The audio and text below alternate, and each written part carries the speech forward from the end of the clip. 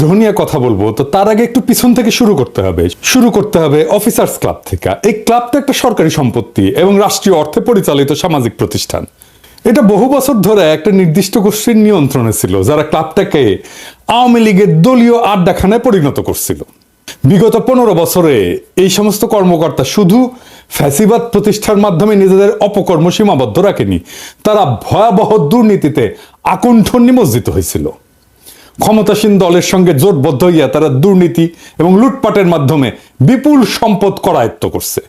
আমলারা মন্ত্রণালয়ের chief accounts officer হওয়ার কারণে সকল বড় বড় দুর্নীতিতে তারা বাগাইছে সিংহভাগ অর্থ, এখনো তারা বাগায়।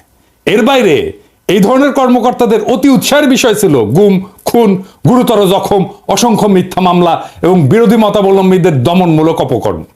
মত প্রকাশের স্বাধীনতাকে হরণ করার ক্ষেত্রে তারা ফ্যাসিস্ট চেতনার প্রতীক হয়ে উঠছিল।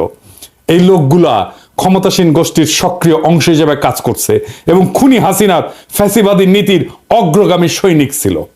দুঃখজনকভাবে 5ই আগস্টের ছাত্র জনতার রক্তক্ষয়ী বিপ্লবের পরও এই সমস্ত অপরাধীদের চিহ্নিত করে জবাবদিহিতার আওতায় আনা সম্ভব হয়নি এখনো। এইটা অন্তর্বর্তীকালীন সরকারের একটা বড় ব্যর্থতা এবং জাতির জন্য গভীর হতাশার কারণ হয়ে আছে। 5ই আগস্টের পর পদোন্নতি প্রাপ্তরাই এখন Bangladesh administrative service association BASA এই বাসার নেতৃত্ব দিচ্ছেন। অন্যদিকে বিএনপি অনুসারী পদোন্নতি বঞ্চিত অবসরপ্রাপ্তরা অফিসার্স ক্লাবের নেতৃত্ব দখল করছেন। এই দুই প্রতিষ্ঠান এর সদস্যদের নির্বাচিত প্রতিনিধিরা চালাচ্ছেন জবরদখলকারীরা। সবগুলো আসনে জোর কইরা বসে পড়ছেন। ক্লাব নেতৃত্বের অনুগতরাই এই বাসার নেতৃত্বে সমাসীন হয়েছেন। প্রশাসন ক্যাডার অফিসারদের একটা বহুমুখী সমবায় সমিতি আছে। এই সমিতি আর অফিসার্স ক্লাব এখন পরিচালিত হচ্ছে অভিন্ন ব্যক্তিদের নেতৃত্বে। ধানমন্ডিতে অবসর নামে অবসরপ্রাপ্ত কর্মকর্তাদের একটা সংস্থা আছে, তার নেতৃত্ব এখন এই সমস্ত নেতাদের করতলগত। এই দুইটার নেতৃত্বে যারা আছেন তারাও নির্বাচিত না, দখল করছে।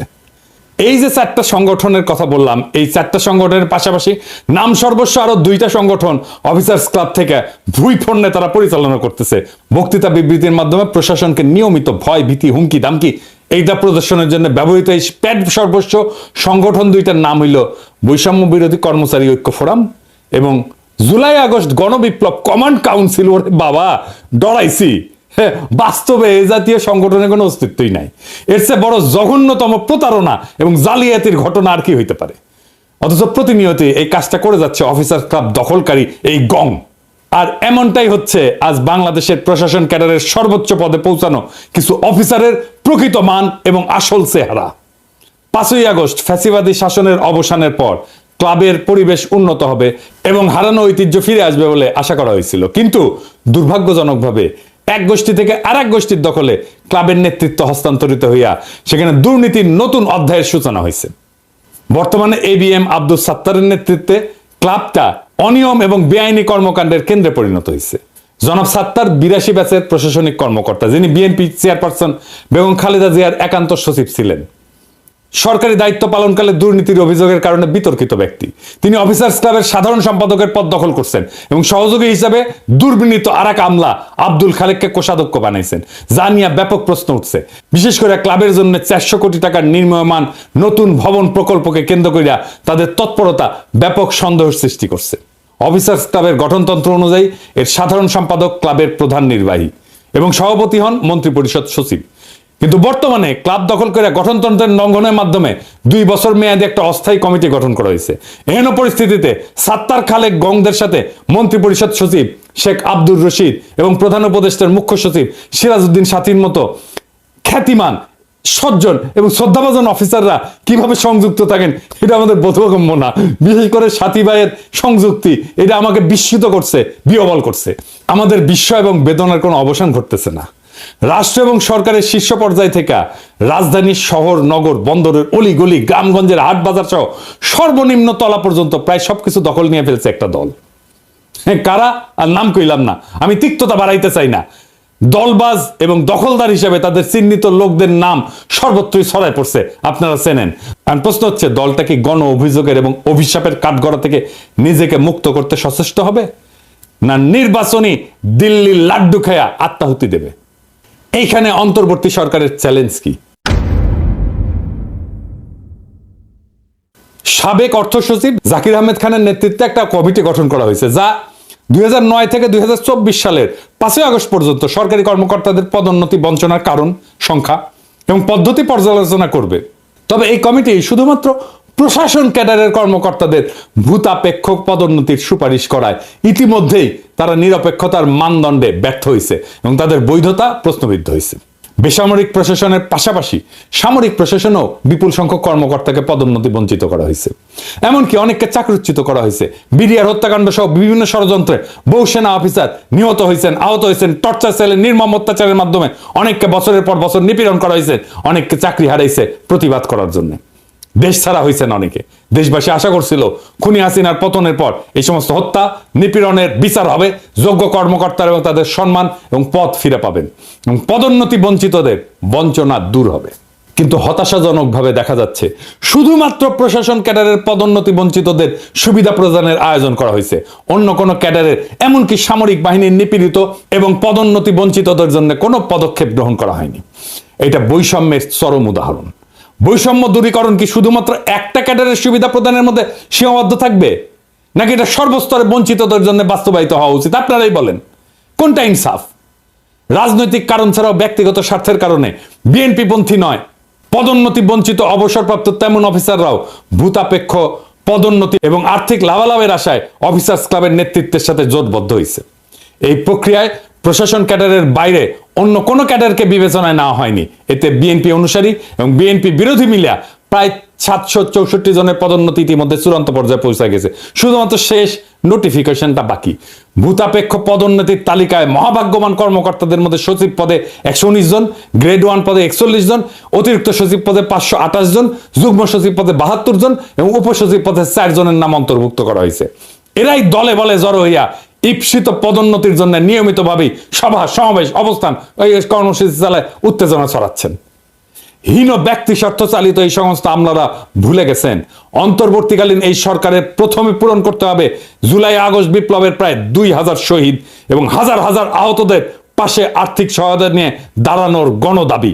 এই দাবি আগে পূরণ করতে হবে।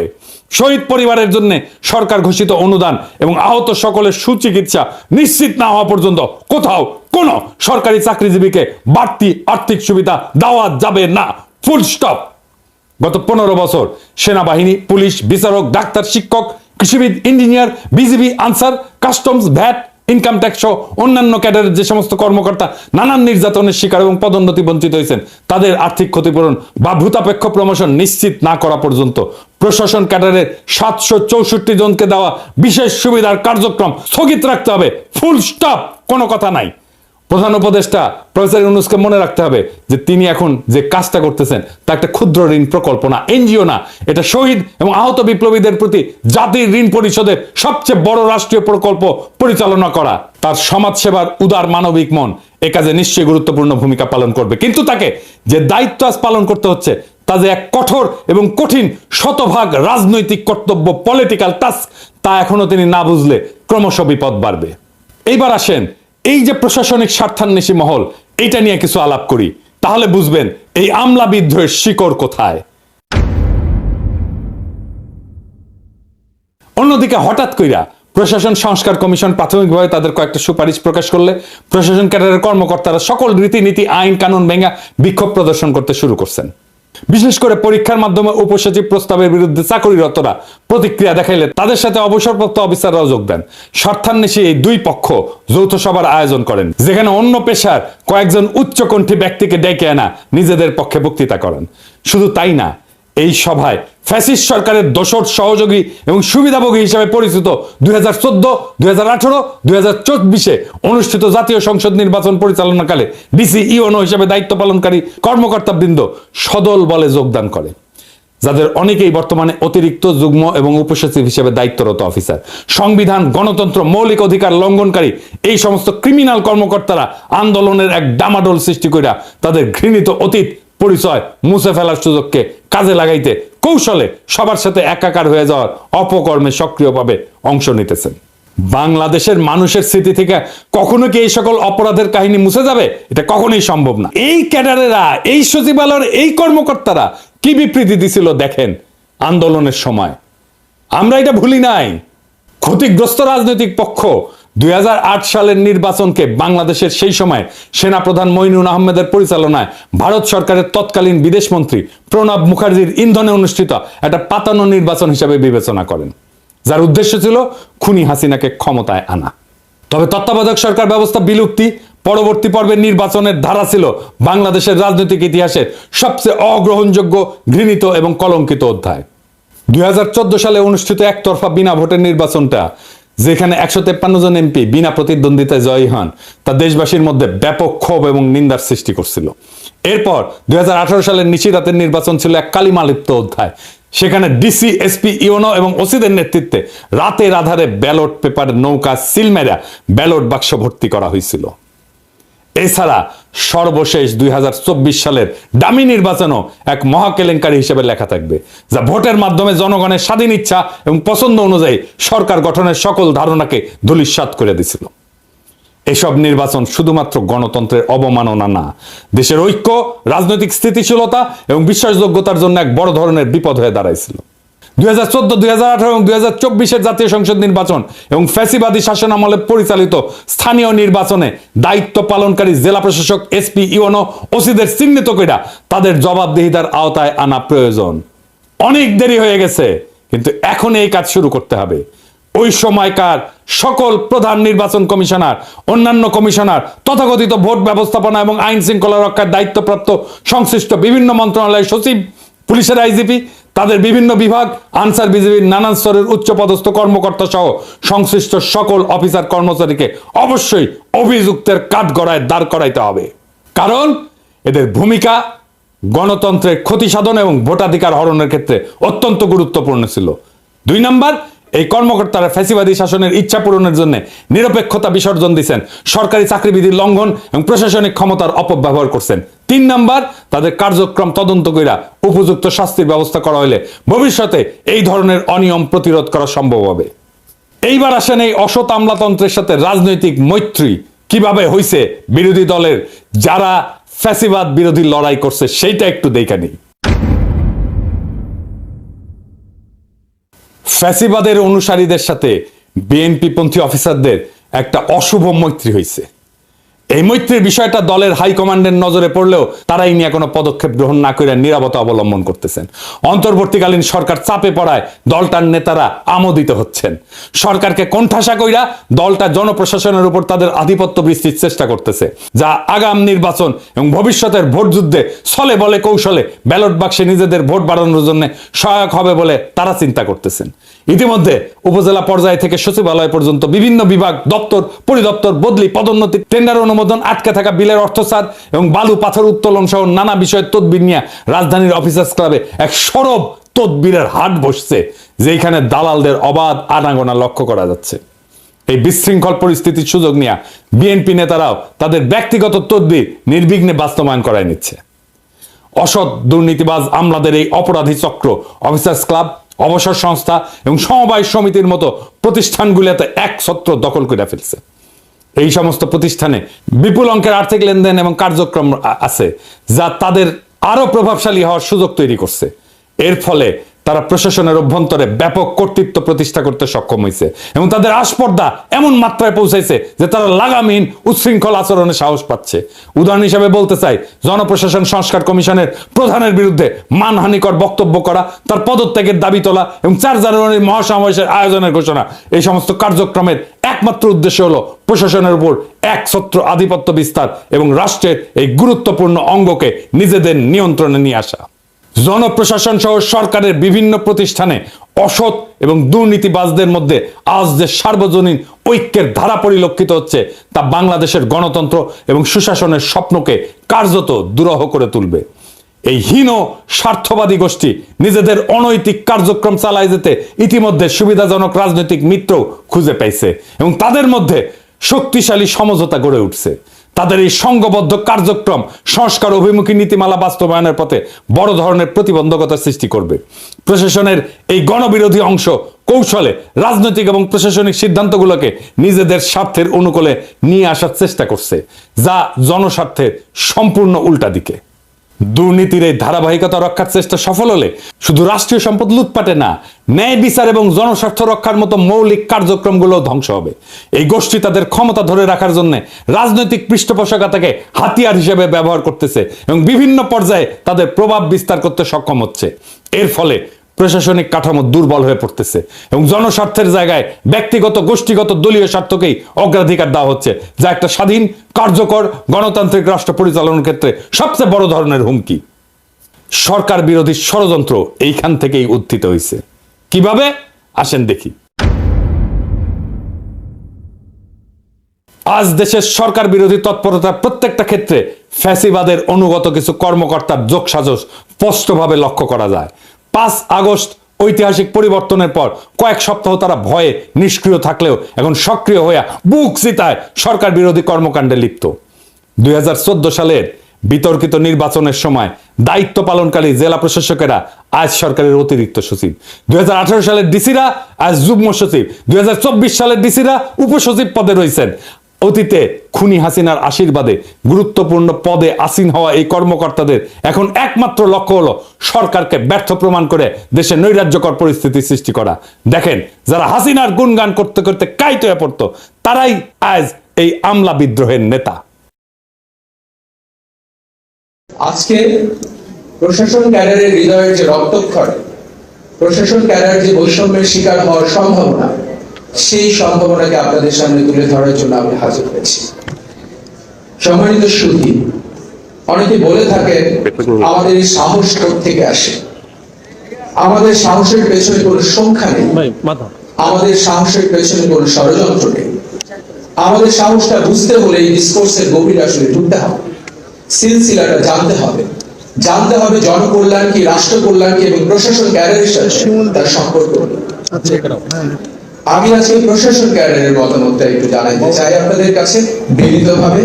আমি শুরু করব জনপ্রশাসন সংস্কার কমিশন যেটি গঠিত হলো, যেটি একটি প্রশাসন গঠন করবে। আমরা জানি যে এই প্রশাসন 1920-এ আসছিল বা 1910-এ 15-তে যখন আধুনিক রাষ্ট্রের জন্ম হলো, যখন বলা হলো যে আধুনিক রাষ্ট্রকে পরিচালনা করতে হলে মেধাভিত্তিক নিরপেক্ষ আইন কানুন মেনে চলে এরকম একটা গ্রুপ অফ সিভিল সার্ভেন্টস দরকার।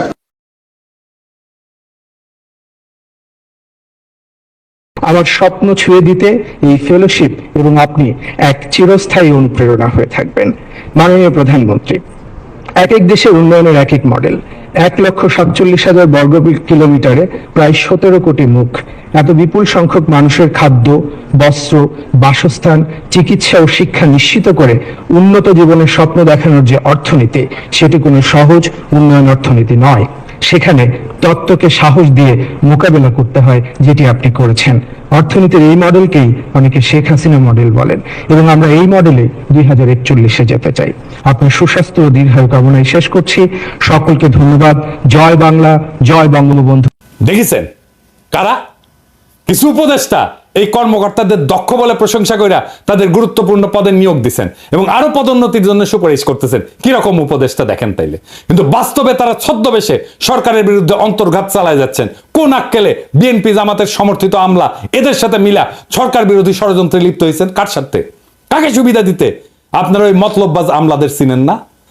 আপনাদের দলের ফেসবুক বিপ্লবীরা একদিকে আমাকে বলে নৈরাজ্যবাদী, কিন্তু আপনারা এখন কি করতেছেন? কোন সুরাজ্য করতেছেন? এই আমলা বিদ্রোহের আগুনে ঘি ডাইলা কার স্বার্থ রক্ষা করতেছেন?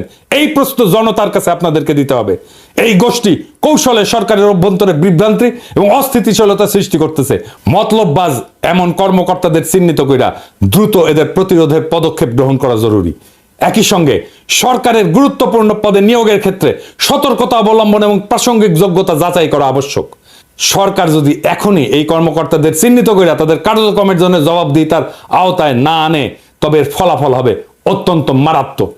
এদের অপতৎপরতা শুধু সরকারের স্থিতিশীলতাকে হুমকির মুখে ফেলবে না, বরং দেশের গণতন্ত্রায়ন এবং সার্বিক উন্নয়নকে ব্যাহত করবে। এই কথা ভুলে গেলে চলবে না যে খুনি হাসিনার শাসনামলে সচিব এবং অতিরিক্ত সচিব পদে যারা পদোন্নতি পাইছিলেন তাদের একজনকেও এই চাকরিতে রাখা যাবে না।